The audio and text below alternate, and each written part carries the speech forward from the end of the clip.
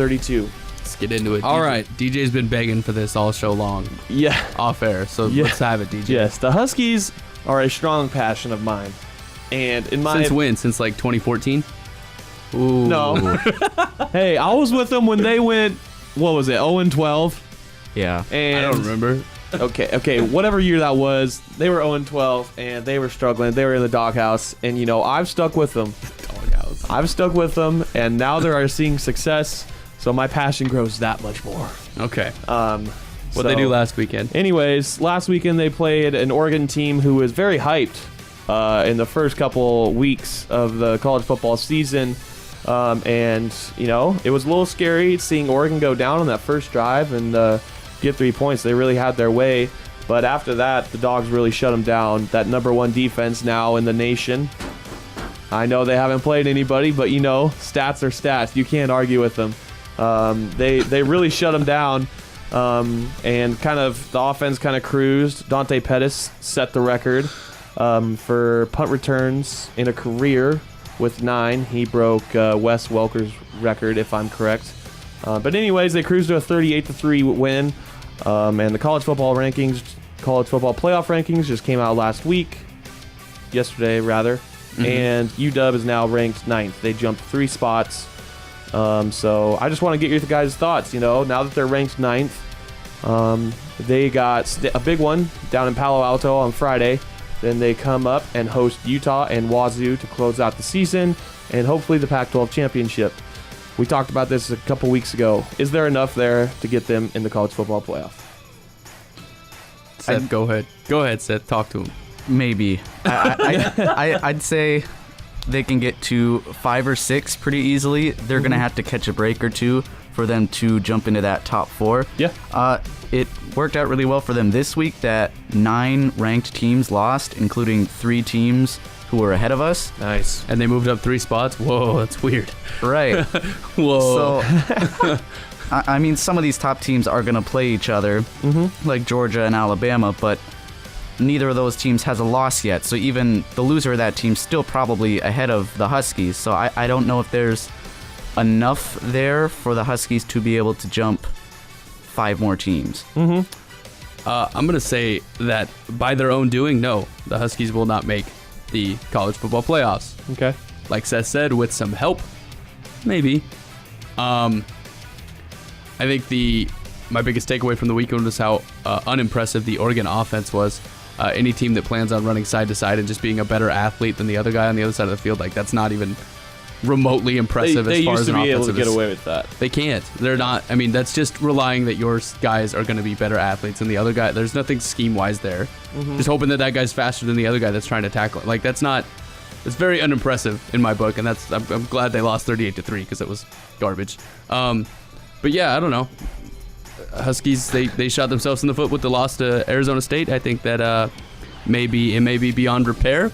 And yeah, I mean that's kind of where I sit. My thought process with it. It's just kind of that loss screwed them up beyond repair. Yeah, you know, you can make a strong case for that. I like Seth's point of they do have to have some help to get in.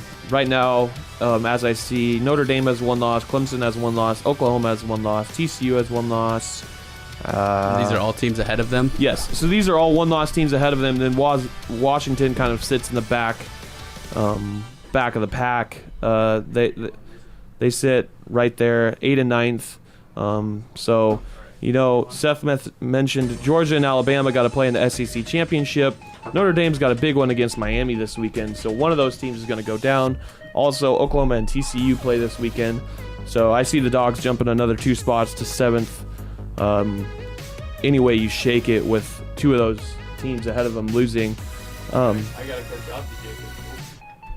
gotta cut you off, DJ, because we have a caller. Oh, this sweet. is Thomas from off campus. Thomas, what's going on, man?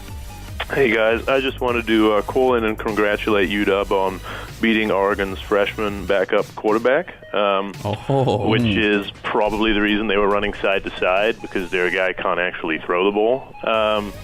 And then I wanted to weigh in on UW making the playoff. I think that what it really is going to come down to is not what UW does, but what USC does. If USC continues to go shooting up their rankings and UW gets the honor of beating them in the Pac-12 championship game, I think UW will end up making the playoff. If UW doesn't get to play a USC team that wins out or loses to USC, obviously they're done. But So again, I think there's still a little bit of controlling their own destiny for UW right now, but it does come down to them being able to play USC, which will have hopefully won out, and USC will continue climbing the BCS replacement system rankings with their schedule, which I believe is in the top 15, their strength of schedule, top 15 in the nation. So, yeah, if USC wins out,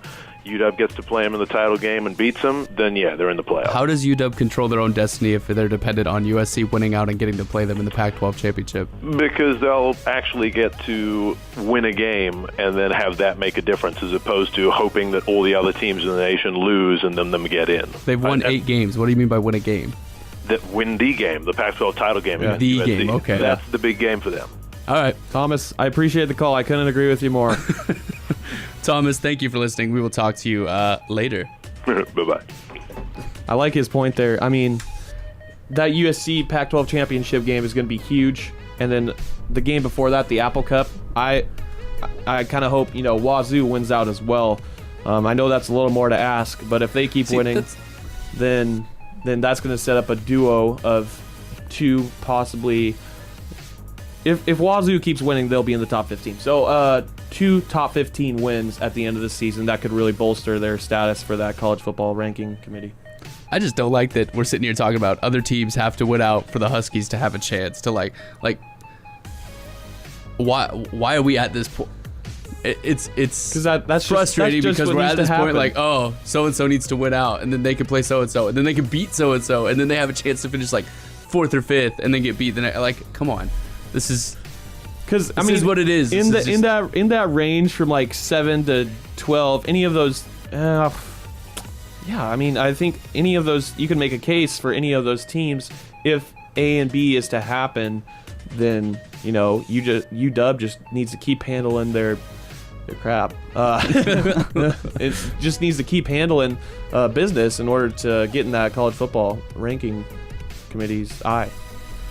Seth, do you have anything to add on to this? Because My only concern is it a guarantee that UW gets in if they're a 1-loss team, as opposed to, say, a 2-loss team from one of the other no, Power none of it's a 5 guarantee. All we're doing is sitting here wondering, like, what if? Like, this is just whatever, dude. It's not. I think that would be a travesty if they put a 2-loss team ahead of Washington for the college football playoff, because, I mean, just looking at that, basically, you can't put a 2-loss team ahead of a 1-loss team, even if their strength of schedule is worse. They have played their way into that playoff. Is it the goal to get the 4 best teams in the playoffs? That's supposed to be the goal, yeah. So then, a 2-loss team getting in over a 1-loss team, like, isn't that far-fetched? I just have a hard time. With that. Yeah. I don't know. I mean, Everyone has a hard time with it. This is why, let's go on a sidebar here. This is why the college football playoffs should stay at 4 and should always be 4. Because if we open this up to 8 teams, we're not even nearly talking about it, because we know the Huskies are going to get in at some point. I mean, this is why it needs to stay at 4, because it is special when a team makes it. it is very special. When you bump it up to 8, it's so much less special that it's just a waste of everybody's time. Yeah. I don't know. I don't really have anything, any comments concerning to that, but I do think there's positives and negatives to both sides. That's all I gotta say about that. Like, obvious. That's why I brought it up. Like, yeah, of course there's positives and negatives. Maybe that could be a topic we discuss in a later show. Yeah, maybe a bonus show material. You're right, because we got to get out of here because we're at the end of our time. I'm going to be late to relaxation techniques, so we got to wrap